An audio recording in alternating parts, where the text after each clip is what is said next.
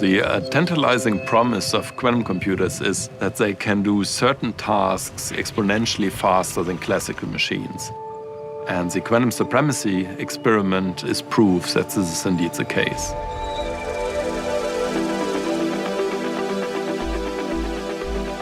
The word quantum computer is a little bit misleading because it sounds like a computer. And when people think of computer, they think of a phone or a laptop. The truth is the phone and the laptop and even a very powerful supercomputer all operate according to the same fundamental rules. And a quantum computer is fundamentally different. The classical bit stores information as a 0 or 1, and a quantum bit can be both 0 and 1 at the same time.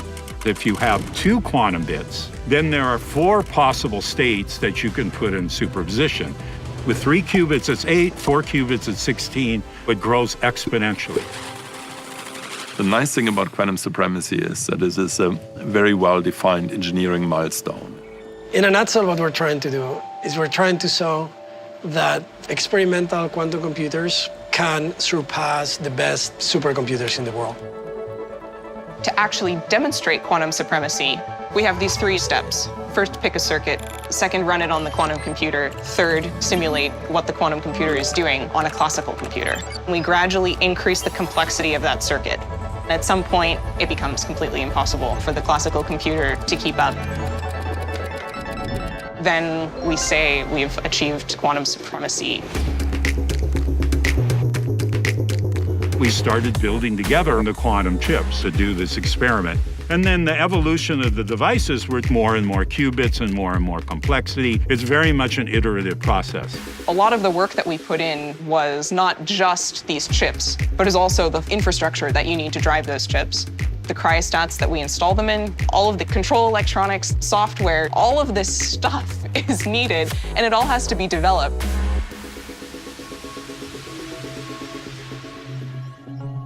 When the experiment started, we were getting data from the experimentalists. We saw initially a beautiful straight line corresponding to our predictions. Then, right before we hit supremacy, it dropped much faster and it fell below the threshold where it needed to be.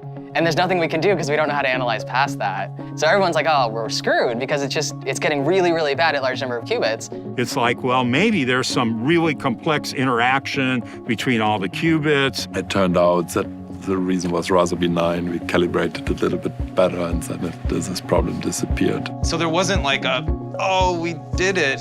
I think we crossed it, and then it wasn't clear that we crossed it, so we crossed it a little bit further. It took me like a day to realize, like, hold on, this is actually experimental data.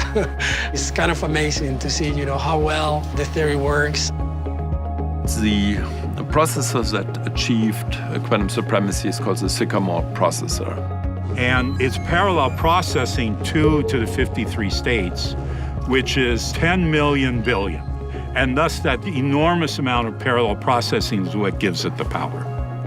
When we run small chunks of the computation in the largest supercomputer in the world, our estimate is that it will take thousands of years to complete the full computation. Technologies are born this way. Let's say the space age started with a satellite orbiting Earth, and it was not doing much, it was just beeping.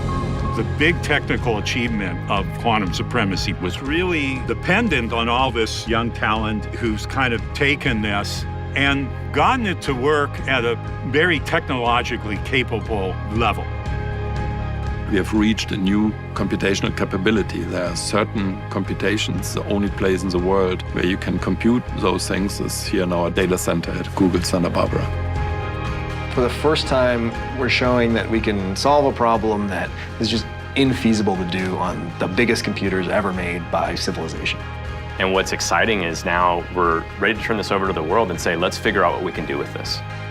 The thing that excites me most is building a useful quantum computer. When we can give a researcher a tool that is unlike any other and say, great, figure out something cool to do with it. Mankind is pretty good at that.